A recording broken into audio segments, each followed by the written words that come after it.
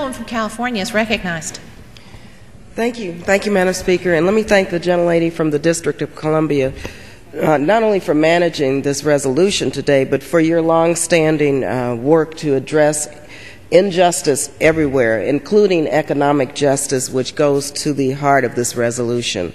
Also, let me take a moment to thank my colleague from Connecticut, Mr. Shays, for your leadership and for your support and for your commitment to eliminate poverty. To Speaker Nancy Pelosi, our Majority Leader Steny Hoyer, also to Chairman Waxman and our Ranking Member Tom Davis. I want to commend them and thank them for their strong support in bringing this very important resolution forward today, because I think the bipartisan support for this shows and demonstrates that we all understand very clearly that this is not a Democratic nor Republican issue. It is not an urban issue nor a rural issue. This is a moral issue that we must address together. I would like to recognize all 83 co-sponsors who have worked hard on this resolution.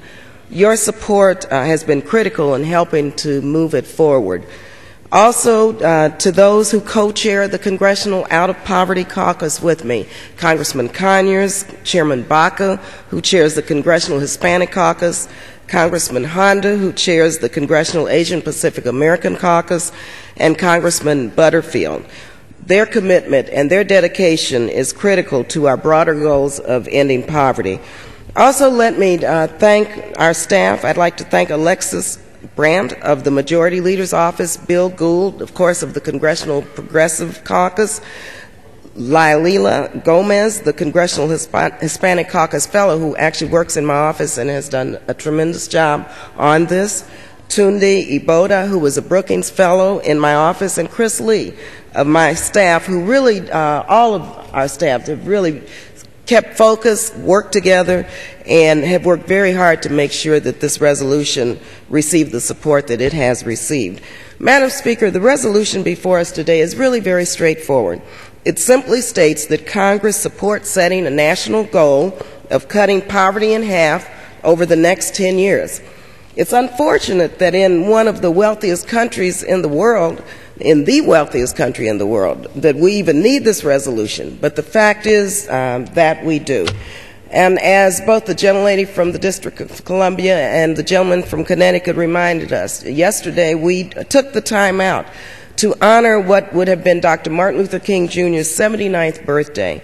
And as we reflect upon his life and his legacy in the struggle for civil and human rights, for peace and for justice, it is important also to reflect upon how far we have actually strayed from his vision toward working to eradicate poverty.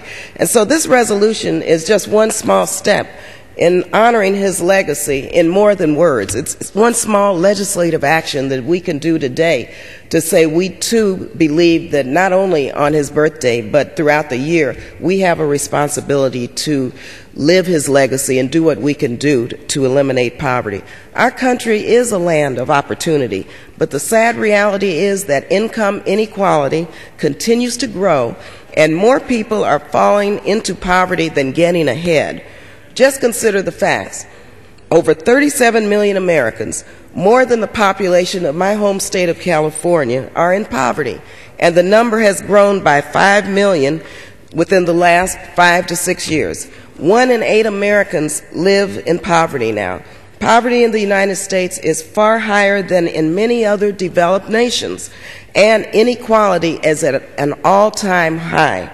The richest 1% of Americans in 2005 held the largest share of the nation's income since 1925, and at the same time, the poorest 20% held only 3.4% of the nation's income. I'd like unanimous consent, Madam Speaker, to insert into the record a document. It's called From Poverty to Prosperity. It was put forth by the Center for American Progress, its task force on poverty. Without objection. Thank you. Also, these statistics in this report and other reports quantify what most of us already know, that we are heading in the wrong direction, and we need a national commitment to address the growing poverty crisis in this nation. This resolution helps us get back on track by setting an achievable and, in my view, a very modest goal of cutting poverty in half over the next decade. Madam Speaker, perhaps the greatest example of the profound need for action to address the poverty crisis in our nation was Hurricane Katrina and the incredible suffering that it brought to so many, and it continues today.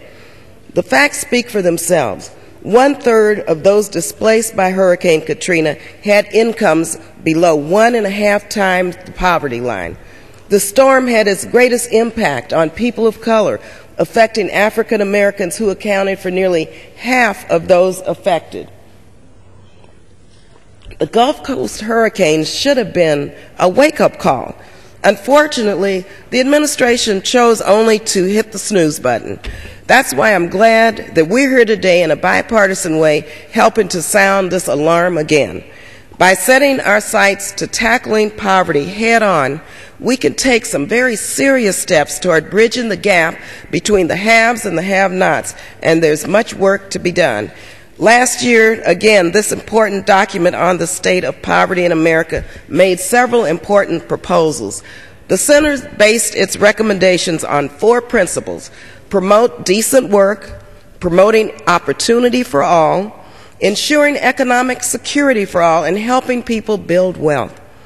Based on these principles, the report offers 12 key steps, including raising the minimum wage and many of the efforts which we have been engaging in this Congress. But much more needs to be done. So as we consider an economic stimulus plan in the few weeks, I hope we keep these points in mind. Fighting poverty isn't a mystery. It just requires us to make a commitment to the goal and to dedicate the necessary resources to do this. This resolution is an important step forward, and I urge my colleagues to support it and join me and the Out of Poverty Caucus in our efforts to eliminate poverty in America.